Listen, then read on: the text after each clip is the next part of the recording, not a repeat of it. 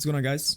Glenn here. Today I'm going to be bringing you guys a quick, highly requested video showcasing my controller settings. We're going to briefly go over why I use what I use and some different things like that. So for starters, the control scheme is going to be classic alt remapped, which basically turns it into default.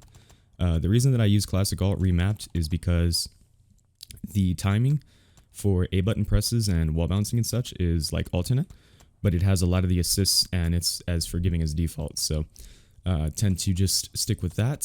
For the look sensitivity, I personally use 26. I find that with 26 you get a good balance of being able to have kind of a controlled accuracy, but you can still do some flashy things and get away with some spattery. So 26 for look. Target and zoom is entirely preference. I just happen to be very accurate with 25, so that's what I stuck with. Aim excel is on 10. Enter 3-1. For this right here, I wouldn't really worry about inner and outer dead zone. I don't copy that because the thing is, like, everybody's controller is different and every single individual controller is going to have different dead zones. So there's no way for you to even copy my dead zones, because even if you put yours to 3-1, your controller is still going to feel different at the end of the day, so it's not going to make a difference.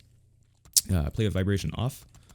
I recommend everybody plays with vibration off. I don't know why you would want your controller like shaking when you're trying to hold it steady and hit a shot. So yeah, I turn that shit off too. I don't play with any of those on. Toggle aim, none of that. I play with omnidirectional roll on. A lot of people think that you roll less if you turn this off. That's just a myth. People are just placeboing whenever they say that. So entirely preference. I just prefer to go with omni on. However, I will say that if you have this on or off, depending on which setting you have it on, it will actually change the way that your wall bounce looks, but only the way that it looks. Analog movement and cover, I don't actually know what that means. I think I left it on default. This is default. Yep. And then this setting right here, single stick movement. If you're not aware, single stick movement is actually one of the most game-changing mechanics they've added to Gears of War since like the wall cancel itself.